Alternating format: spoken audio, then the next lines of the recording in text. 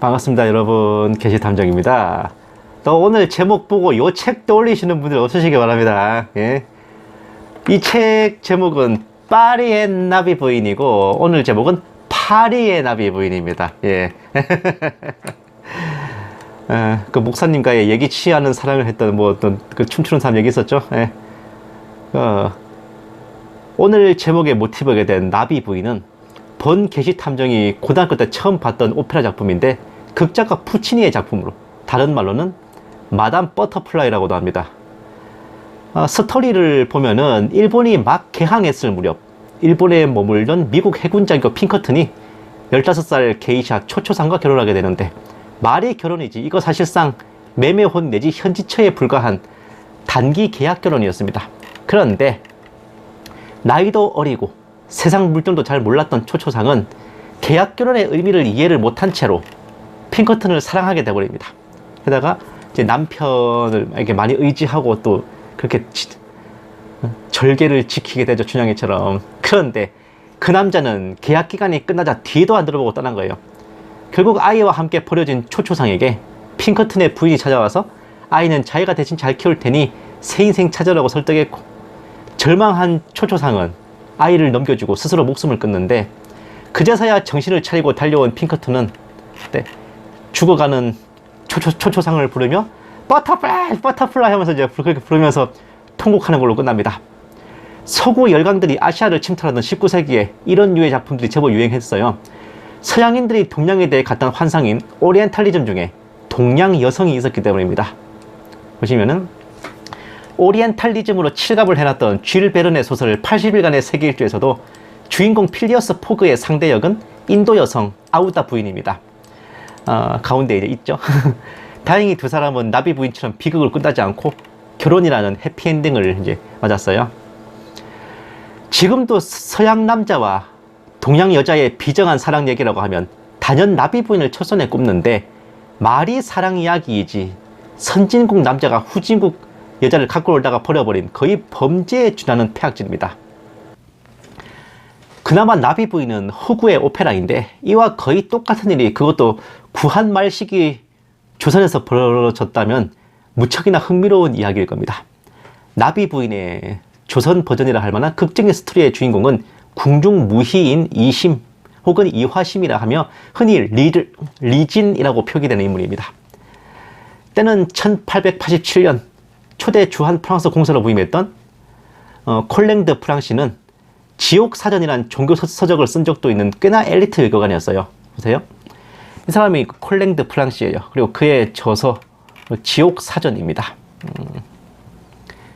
궁중연회에 이제 초대를 받았던 그는 뛰어난 미모에 매력이 철철 넘쳤던 무희 리진을 발견하고 첫눈에 반했고, 고종 임금에게 리진을 자기에게 줄 것을 간청해 흔쾌히 허락을 받아냅니다. 프랑시는 자신의 후임 공사였던 이폴리트 프랑 등에게 자기는 꼭 리진과 결혼해서 프랑스에서 같이 살 것이라며 침이 마르도록 칭찬하기도 했는데, 1891년 6월에 주1 프랑스 공사로 전출을 가면서 정말 리진을 데리고 갑니다. 바라던 대로 리진과 부부가 된 프랑시는 이후 리진을 파리로 데려가 결혼 생활을 했고, 리진은 프랑스어를 익히고 프랑스의 관습과 문화를 배우는 등 혈통만 조선인이지 거의 프랑스 여자나 다름없이 변신하게 됐습니다. 보세요. 이거는 이제 아마 소설 사파인 것 같은데, 궁중무희 혹은 이제 관기였던 리진이 프랑스 외교관의 부인이 되어 파리로 간 모습을 묘사한 그림입니다. 1894년 10월에는 플랑시가 리진과 함께 모로코 탕헤르로 부임하자 리진은 최초로 아프리카에 다녀온 한국 여성이라는 타이틀도 갖게 됐는데, 행복은 잠시 2년 후 1896년 4월에 플랑시가 다시 주한 프랑스 공사로 부임하면서 비극이 시작되었습니다. 모르긴 몰라도 리진에게 흑심을 품고 있다가 뻥 차였을 법한 어떤 조선의 고관이 리진이 남편과 함께 조선으로 돌아온 걸 알아냈고, 그녀를 다시 원래의 궁중무희 관기 신분으로 되돌려보려고 말았던 거예요. 이게 뭔 말도 안 되는 소리냐 싶지만은 리진의 원래 신분은 노비이자 천민이었고, 신분제가 철통 같았던 당대 조선 사회에서는 외국인과 결혼했다고 해서 신분이 어디 가는 게 아니었던 모양입니다. 보시면 이것도 이제 소설 사파인데, 리진을 생각하며 고뇌하는 플랑시의 모습이랄까요? 그러나 플랑시는 조선과의 외교 충돌 등 여러 가지 문제가 일어날 걸 우려해 리진을 버리는 걸 택했어요. 결국 리진은 하루아침에 프랑스 외교관 부인에서 노비 기생으로 떨어지고 말았습니다. 플랑시의 후임 공사였던 이폴리트 프랑댕이슨 프랑스 외교관이 본 개화기 조선이란 책에서는 리진의 이러한 운명에 대해 이 영혼은 한국 민족의 문명화된 미래에 살았어야 했는데 불행하게 너무 일찍 한국에 태어났다며 안타까워했습니다. 보세요. 그러니까 신분은 떨어졌지만 그러나 이미 자유와 인권 평등에 대해 제대로 깨어난 신여성이었던 리진은 이러한 참혹한 운명을 받아들이지 못했고 결국 스스로 목숨을 끊고 말았습니다. 이후 프랑댕은 1905년에 프랑스에서 리진의 이야기를 담은 책을 출간했고 플랑시는 1906년 1월에 태국 주재 프랑스 공사로 부임하는 걸로 끝났습니다. 프랑댕이 쓴 프랑스 외교관이 본 개화기 조선, 원제는 앤콜의 한국에서라는 책에서 리진의 비극적인 삶이 공개되었고 이후 2006년에 신경숙 작가와 김탁환 작가에 의해 소설로 쓰여져 베스트셀러가 되기도 했어요. 보시면은 신경숙 작가의 리진 그리고 김탁환 작가의 파리의 조선 궁녀 리심이라는 소설입니다. 또 보시면 2007년에는 KBS에서 방영된 한국사 전 조선의 무희 파리의 연인이 되다 편에서 리진의 이야기를 다뤘습니다. 그야말로 파리의 나비 부인이었던 리진의 삶은 수많은 시청자들과 독자들의 눈시울을 적시게 했고 리진의 남편 플랑시는 그야말로 악마도 울고 갈 인간 쓰레기의 면모를 보여줬어요. 그런데 한 가지 정말 다행한 것은 이러한 리진의 이야기는 새빨간 거짓말의 생뻥이었던 겁니다. 아니 어떻게 프랑스 외교관이 쓴 책에 뻔히 나오는 데다가 공영방송 역사 프로그램에서도 다룬 이야기가 거짓말일 수 있냐고요? 심지어 한불 수교 130년 기념한 한국과 프랑스의 수교 130주년을 기념해가지고 이런 리진의 이야기를 무용극으로 만들어서 공연을 하기도 했는데 어떻게 이게 거짓말일 수 있을까? 일단 리진에 대한 기록이 프랑댕이 쓴 그 책 하나가 유일무이합니다. 그 외에 어떤 공식 기록에도 리진의 존재는 없어요. 게다가 저자인 프랑댕 공사가 조선에 도착한 때가 1892년 4월인데 전임자인 플랑시는 이미 1891년 6월에 일본으로 떠난 후라서 둘이 만나서 얘기를 나누고 자지고 할 일 자체가 없었던 겁니다. 그러니 그가 리진에 대해 어쩌고 저쩌고 했다는 것 자체가 소설에 불과합니다. 또한 플랑시 공사는 조선에 근무할 당시 미혼이었고 결혼 자체를 한 적이 없는 데다가 상식적으로 외교관이 주재국 국왕에게 궁녀를 내놓으라고 요구한다는 것 자체가 엄청난 무례고 한방에 커리어가 절단날 수도 있는 깽판입니다. 그 정도면 신문 등 언론에 실리고도 남을 사건이었던 거예요. 게다가 조선은 물론 프랑스의 그 어떤 출입국 기록, 행정문서, 여권 발급 기록 등에도 리진에 대해서 나와 있지 않습니다. 리진의 이야기를 다루었던 한국사 전의 담당자들이 리진은 실제 인물이 맞다고 애써 반박하기는 했으나 문제는 실제로 존재했다는 그 어떤 증거도 제출하지 못했습니다.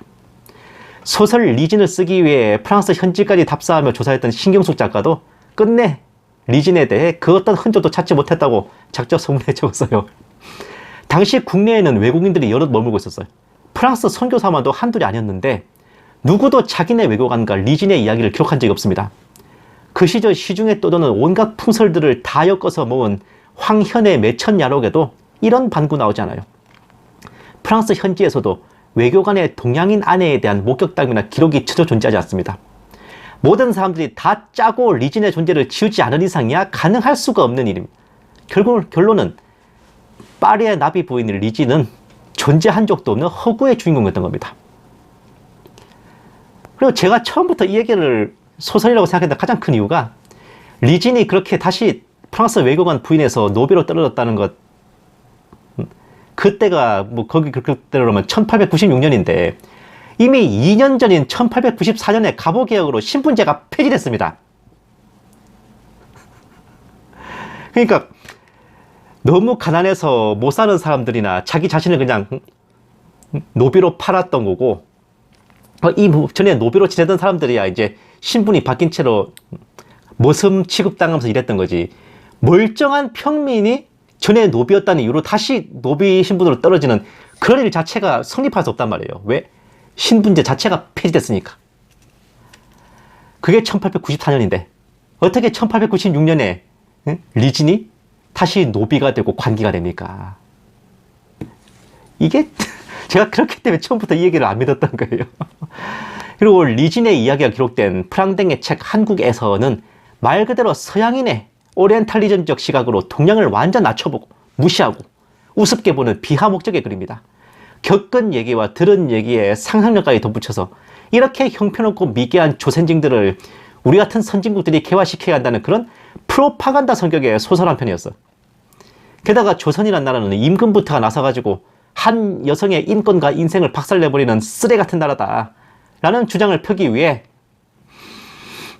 자신의 동료 외교관 이름까지 팔았던, 거기다 둘이도 되게 사적으로도 친한 사이였다는데 그런 사람 이름까지 팔아먹었던, 정말 뭐 이런 놈이 다 있나 싶을 정도의 빌런이 바로 그 책의 저자인 프랑댕이었던 겁니다.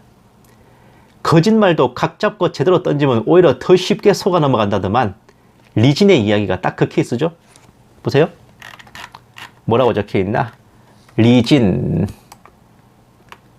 혹은 리심, 이심, 이진, 조선의 궁중무희이자 관기로서 조선 최초의 근대화 여성이다. 지금도 이 이야기를 실화로 계신 분들이 정말 많아요. 인터넷 백과사전에도 리진이 실제 인물처럼 등재되어 있는데 만약 실화였다면 정말 안타까운 일일 테지만 소설이라고 하니 차라리 다행이다 싶습니다. 감사합니다.